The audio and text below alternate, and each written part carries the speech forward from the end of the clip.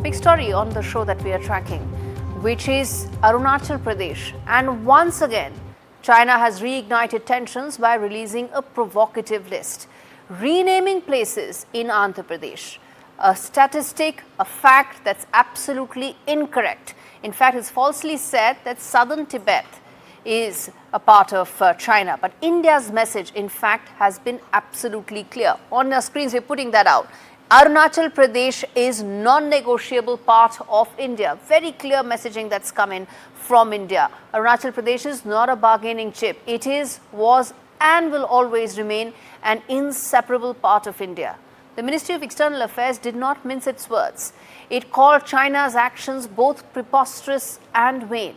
It condemned Beijing's attempt to rewrite reality through fabricated names. Viewers, this is the fourth such list in just 8 years. We're pointing that out. It happened in 2017. It happened at several times as well earlier. 2017, 2023, or 2021 and 2025. Each move has been nothing but an escalation attempt in China's map war strategy to assert bogus territorial claims. But it's not just names, it's also water. China's mega dam that's there on the Yarlung-Jiangsu River, in fact, is just another important aspect of what it's trying to do. It's in fact called Siang in India, which many see is also another attempt to weaponize natural resources.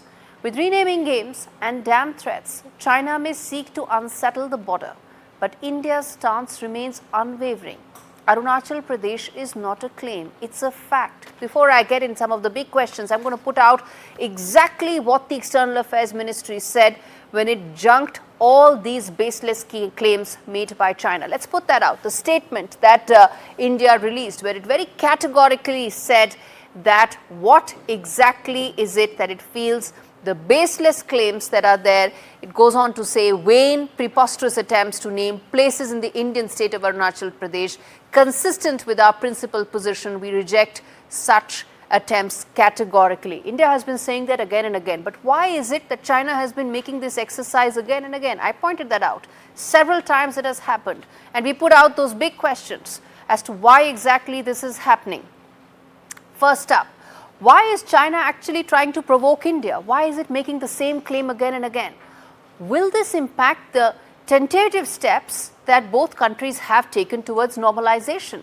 It started in the last couple of months, but will that be impacted? And lastly, a big question that we are asking, can China be trusted?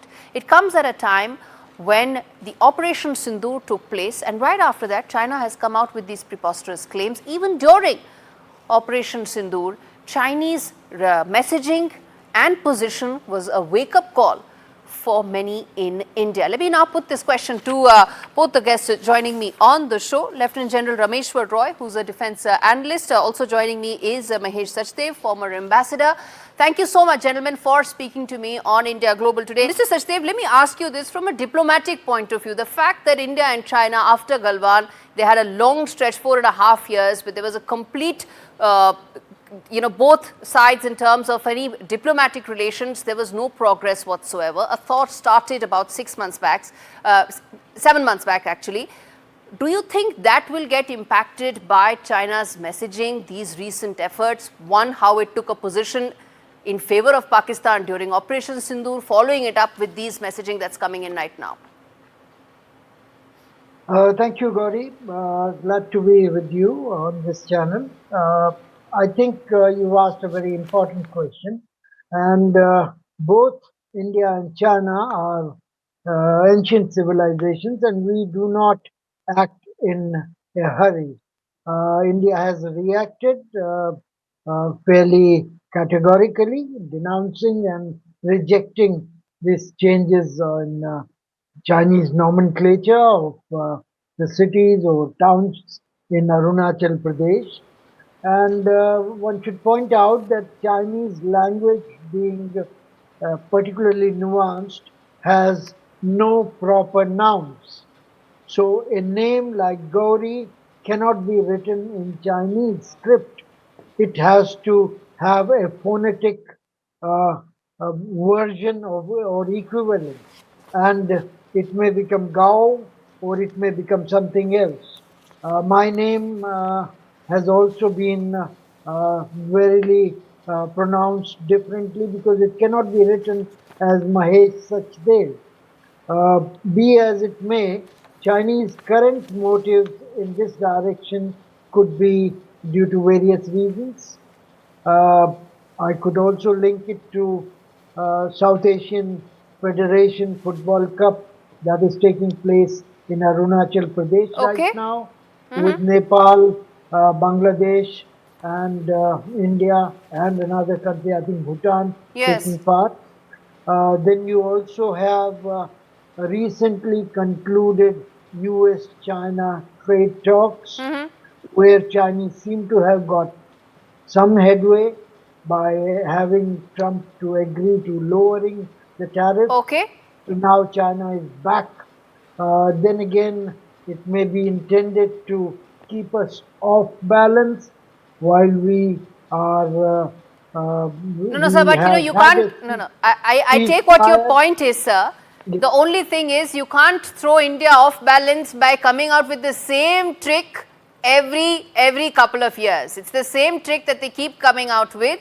It has, forget diminishing, it has no returns whatsoever. But I come to the other question that I asked in terms of the big questions that I put. And General Roy, I want to ask you this. Can India actually trust China? Can China be trusted by India, given what all has happened, given its repeated efforts and attempts in trying to once again peddle the same narrative again and again? Gaurie, China can never be trusted, and our tragedy is that we have two big neighbors, one side Pakistan, one side China, and both are, I would say, in many ways, equally untrustworthy. Whatever they would say, they will just say the opposite the very next day. And in case of China, we have seen it time and again. In case of Pakistan also, we've seen it China time and again. And now that they both are together, I would always take any such statement as something, where they're trying to just indicate to us that, look, we are, sort of going to stake claims on the eastern side of India, whereas Pakistan is already into claiming the POK, and we have one kind of a crisis going on over there right now with the Op Sindoor also. So as far as I'm concerned, the Chinese always have maintained one thing, that let us leave the border issues out and carry on with the rest of the relationships. And we have always maintained that no, border issue is going to impinge on our security in times to come. Therefore, that is also part of our overall consideration as to how much can we go ahead with the China. And Ambassador is here to sort of give more views on it. Yeah, But Mr. as far as Sachdev, the you want to soldiers' come in views, there, sir? yeah. But a soldier's view is that we have balanced out both the sides and we are prepared for both these threats. We call it, we are always prepared for 2.5 front war, which means Pakistan on one side, China on the other side, and half front we give it to the terrorism which is going on in India. And therefore we are So all there is no ready doubt as far in as my security. mind, and in fact, Operation Sindoor will be, in my opinion, taken as a case study in military academies around the world. There is no doubt in my mind or that of any Indian. But my question was just around the fact that given the trust deficit that already exists between Beijing and New Delhi, come these tricks, repeated tricks, same antics. Mr. Sachdev, I want to ask you this. Given the trust deficit, do you think this will just heighten that deficit that exists between the two neighbors? I think it would certainly do that. In any case, Chinese had no particular reasons to get into this at the current juncture, except when trying to tease us, trying to show that not only do we have differences with Mr. Trump, but we also have continuous differences with Chinese themselves.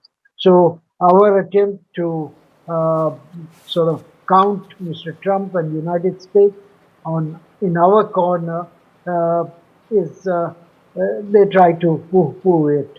I think there might be these might be the motives, but I Okay. think we have done it right. We have taken a strong and strident view, rejecting it, Yes. and that settles the issue as far as we are Okay. concerned. All right. I'm going to leave it there, gentlemen. Thank you so much for joining me on India Global. Well, viewers, bottom line, as far as this is concerned, there's nothing new as far as China's antics are concerned. Repeated tricks continued several times. The fact is, Tawang Monastery in Arunachal Pradesh is the second largest Tibetan monastery after Lhasa. It's where the 6th Dalai Lama was born, and with His Holiness, the present Dalai Lama's advanced age, the Communist Party of China is prepping to ensure that it gets to decide the next Dalai Lama, not the people of Tibet, not according to their traditions. But it cannot ignore the Tawang Monastery and the role it may play in deciding the next spiritual leader of the Tibetan people. But China cannot have what doesn't belong to it, and that is Arunachal Pradesh.